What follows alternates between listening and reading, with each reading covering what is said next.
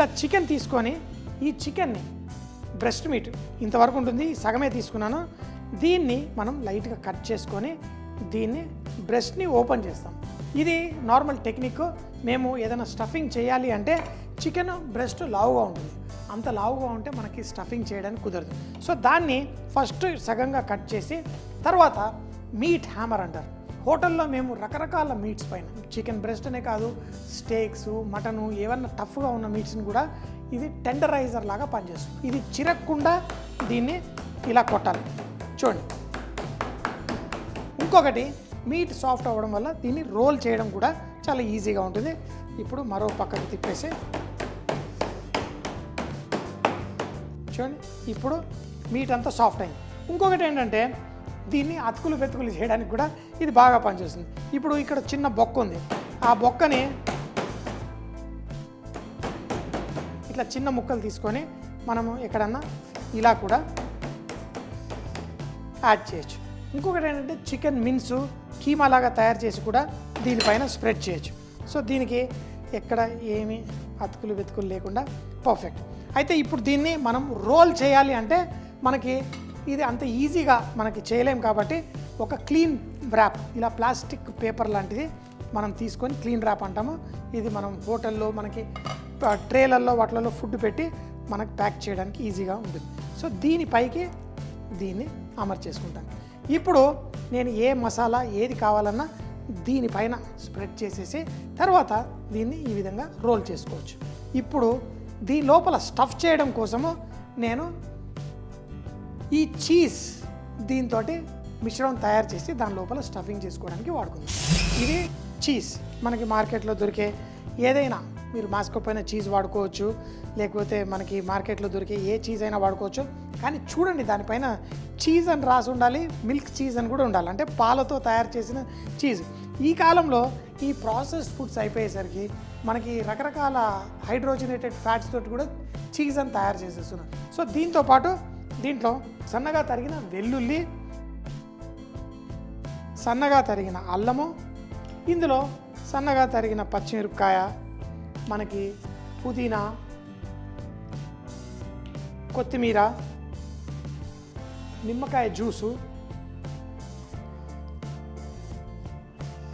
అలాగే దీంట్లో కొంచెం ఉప్పు ఆలోచించి వేసుకోండి, ఎందుకంటే చీజ్లో సహజంగా కొంచెం ఉప్పు ఉంటుంది. అలాగే ఇది పెరుగు, మనం పెరుగుని హంకర్డ్ అంటాం, అంటే పెరుగుని ఒక గుడ్డలో కట్టేస్తే మనకి ఇలా తయారవుతుంది. ఇప్పుడు మనకి ఆ చికెన్ బ్రెస్ట్లో వేయడం కోసం ఈ మిశ్రమాన్ని తయారు చేసుకుంటాం. మన మలాయ్ కబాబ్ తయారు చేసేటప్పుడు ఇలా అన్ని మిశ్రమం అన్నీ వేసేసి తయారు చేస్తాం. ఇందులో కావాలంటే కొంచెం మసాలాలు కూడా వేసుకోవచ్చు, మిరియాల పొడి అలాంటివి కూడా వేసుకోవచ్చు, మీకు ఏది కావాలంటే. కానీ కేవలం పచ్చిమిరపకాయలు ఇవన్నీ చీజ్ తోటే మస్తు టేస్ట్ వచ్చేస్తుంది. సూపర్. మరి ఇదే చికెన్ తోటి తింటే ఎంత బాగుంటుంది. సో మరి ఈ మిశ్రమాన్ని ఈ చికెన్ మీద మనం స్ప్రెడ్ చేద్దాం. మనకి ఈజీగా ఉండడం కోసం క్లీన్ ర్యాప్ మీద మనం చేసి పెట్టుకున్నాము. ఇప్పుడు ఈ చికెన్ని ఒక కొన నుంచి ఇలా స్ప్రెడ్ చేసుకోండి. అయితే ఇది బయటికి రాకుండా ఉండాలి, అంటే మరీ ఎక్కువ కూడా మీరు వేయకండి. ఒక కొన దాకా ఇటు సైడ్ వచ్చినప్పుడు కొంచెం గ్యాప్ వదిలిపెట్టండి, మనం దాన్ని మళ్ళీ అతికించడానికి పర్ఫెక్ట్గా ఉంటుంది. ఇలా దీనికి సరిపడా చీజ్, ఆహా, లోపల మనం కుక్ చేసినప్పుడు ఇది మెల్ట్ అయ్యి భలే టేస్టీ వస్తుంది. చూడండి, ఇప్పుడు ఈ మిశ్రమాన్ని ఈ విధంగా స్ప్రెడ్ చేస్తాను. ఇప్పుడు దీన్ని మనం రోల్ చేసుకుందాం. అయితే ఇందులో టెక్నిక్ ఏంటంటే, మీరు ఇంత చేసిన తర్వాత కూడా అది బయటికి రాకూడదు. కుక్ అయ్యేటప్పుడు స్లైట్గా బయటికి రాకుండా మంచిగా ర్యాప్ చేసి కుక్ చేస్తే చాలా బాగుంటుంది. సో మరి దీన్ని ఇప్పుడు దీన్ని రోలాదుగా ఎలా మారుస్తానో చూడండి. అయితే ఇది రోల్ చేయడం ఎందుకు ఈజీ అంటే, మనకి చేయికి టచ్ కాకుండా స్లోగా ఇలా చూడండి, ఇలా పెట్టేసేయచ్చు. సో నెక్స్ట్ దీన్ని రోల్ చేసేటప్పుడు లోపలికి అంతా వెళ్ళిపోవాలి, ఎక్కడ ఏది ఉండకూడదు. సో దీన్ని మనము మళ్ళీ ఇటు పక్క నుంచి కూడా తీసుకొని స్లోగా దీన్ని రోల్ చేసేసుకోవాలి. అయితే మీకు అక్కడక్కడ కొంచెం కనిపిస్తుంది, పర్లేదు, పర్ఫెక్ట్. అయితే ఇలా వచ్చిన దానికోసము నా దగ్గర ఇంకో చికెన్ పీస్ ఉంది, దీన్ని కూడా అలాగే బీట్ చేసి దాన్ని తీసి మళ్ళీ ఇంకొకసారి రోల్ చేసుకుంటాను. సో ఇది రులాద్ రెడీ అయిపోయింది. ఇందులో ఏదైనా మిస్టేక్స్ లాగా ఏదైనా అక్కడి నుంచి ఇక్కడి నుంచి కొంచెం మనం కవర్ చేసుకోవాలి అంటే ఈ చిన్న పీస్ దీన్ని తీసుకొని చూడండి, దీన్ని కూడా ఇలా కొట్టేశాను. దీన్ని నేను దాని మీద ఎక్కడైనా మిస్టేక్స్ ఉంటే కవర్ చేసుకుంటాను, ఎందుకంటే ప్యాన్లో వేసినప్పుడు చీజ్ బయటికి రాకుండా మంచిగా కుక్ చేసుకోవడం. ఇది కుక్ అయిన తర్వాత కట్ చేసి మనం ప్రజెంట్ చేసుకుంటే చాలా బాగుంటుంది. ఆ చిన్న పీస్ని కూడా వేసేసుకొని దీన్ని లైట్గా టైట్ చేస్తాను. దీన్ని మనం ఇలా తయారు చేసేసుకొని ఫ్రిడ్జ్లో పెట్టేసుకోవచ్చు. ఎప్పుడు కుక్ చేయాలంటే అప్పుడు కుక్ చేసుకోవచ్చు, కానీ టైం లేదు, మనం ఇప్పుడే కుక్ చేసుకొని తిని ఎంజాయ్ చేద్దాం. దీనికోసం నూనె వేద్దాం. ఏదైతే ప్లేట్లో మనం ఇలా రోల్ చేసి పెట్టుకున్నామో దీన్ని జాగ్రత్తగా తీసి చూడండి, ఇలా తీసేసి ఈ రులాద్ని చేసి ఒక కొనాక్ తీసుకొని ఇప్పుడు కుక్ చేసుకుందాం. సో దీన్ని ఫస్ట్ తవాలో కుక్ చేసుకోవచ్చు, అవన్లో కూడా కుక్ చేసుకోవచ్చు. ఫస్ట్ దీన్ని ఈ విధంగా ఒక సైడ్ ఆ నూనెలో మనం కుక్ చేసుకోవాలి, ఇంకొక సైడ్కి దీన్ని స్లోగా టర్న్ చేయాలి. టర్న్ అంటే ఇలా పెట్టి ఇలా ఏంటంటే ఇది సీల్ అవుతుంది, అంటే దాంట్లో ఉన్న మసాలా లోపలే ఉండిపోయి పైన ప్రోటీన్ ఏదైతే ఉందో అది కుక్ అయ్యి పర్ఫెక్ట్గా తయారవుతుంది. ఇలా ఒక సైడ్ మళ్ళీ అయినాక ఇంకో పక్కకి చూడండి, ఇలా కుక్ చేసి తర్వాత స్లోగా దీన్ని ఇందులో కుక్ చేసుకోవచ్చు, కావాలంటే అవన్లో కూడా పెట్టి కుక్ చేసుకోవచ్చు. అవన్లో కుక్ చేసేటైతే మనకి అరగంట టైం పడుతుంది, కానీ పర్ఫెక్ట్గా మనకు కుక్ అయ్యి వస్తుంది. సో తవాలోనే మనం ఇలా కూడా కుక్ చేయొచ్చు, అవన్లో కూడా కుక్ చేసుకోవచ్చు. ఇప్పుడు మరో పక్కకి స్లోగా జాగ్రత్తగా దీన్ని తిప్పుదాం. ఇలా స్లోగా కుక్ అయిన తర్వాత మనం దీన్ని ఎలా వడ్డించుకోవాలో చూద్దాం. పర్ఫెక్ట్గా మనకి రావాలి అంటే చూడండి, ఇలా తవాలో మనం కుక్ చేసుకొని తర్వాత దీన్ని ఇలా పెట్టేసి అవన్లో కూడా మనం కుక్ చేసుకోవచ్చు. ఒక 20 నిమిషాల పాటు మనం దీన్ని కుక్ చేసి తర్వాత కట్ చేసి వడ్డించుకుంటే పర్ఫెక్ట్గా ఉంటుంది. అవన్ రెడీగా ఉంది, అవన్లో పెట్టేద్దాం.